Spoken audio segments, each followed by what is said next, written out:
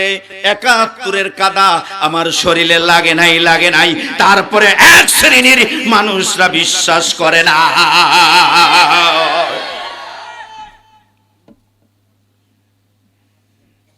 মইরা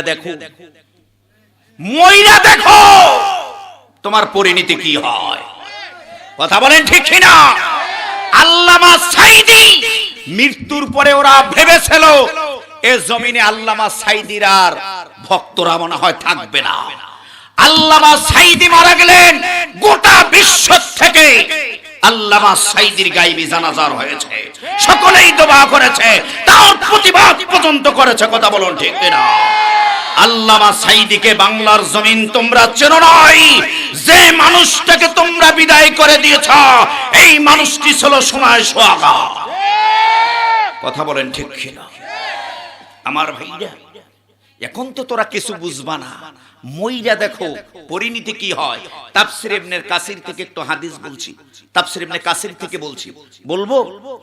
সাপ আর ব্যাঙ কঠিন বন্ধু। সাপ আর ব্যাঙ কি কঠিন বন্ধু। এখন এই সাপ ব্যাঙ আলের মাঝে মানে মাল্লিতে বসে কঠিন সুরের গল্প, ভালোবাসার গল্প শুরু করছে। এই ব্যাঙ সাপকে বলতেছে, বন্ধু তোমার সব ভালো লাগে বন্ধু, সব ভালো লাগে, কিন্তু তুমি আঁকা বাঁকা হয়েছিল, এইটা আমার কাছে ভালো লাগে না। ব্যাঙ বলছে, বন্ধু তুমি সোজা হয়ে। যখন বলছে ব্যাঙ বলছে, বন্ধু তোমার আঁকা বাঁকা আমাকে ভালো লাগে না, এই ব্যাঙ কথা বলার সঙ্গে সঙ্গে সাপ ফেনা তুলতে কিন্তু সময় লাগে না, খালি বলছে ব্যাঙ লাফ দিয়ে পানিতে গেছে। ওই দিক দিয়ে যাচ্ছে রাখাল যাচ্ছে, হাতে ছিল লাঠি, ফুস ফুস শব্দ, এই রাখালের হাতে ছিল লাঠি।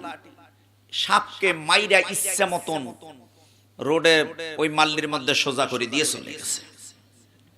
কিছুক্ষণ পর ব্যাঙ পানির থেকে উঠলো, দেখলো বন্ধু সোজা হয়ে আছে।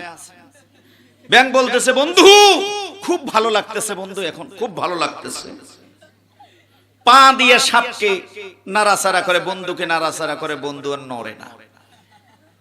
ব্যাঙ মাথার কাছে যায়, বলে বন্ধু শুনে না। ব্যাঙ বললেন, তাহলে বন্ধুত্ব দুনিয়ায় নাই। ব্যাঙ বলল, বন্ধু সোজা হইলা তা হইলা, মারা গিয়ে সোজা হইলা। কথা বলেন।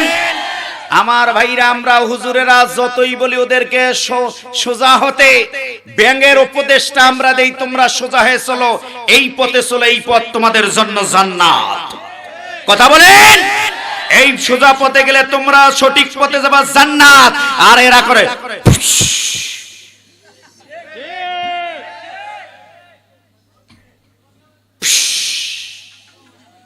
বাপরি বাপ, হুজুর ভালো কথা কইলেই ওদের জাত নড়ে যায়। কথা বলেন, আমার কি বাপের কথা আমি বলি? কার কথা বলি?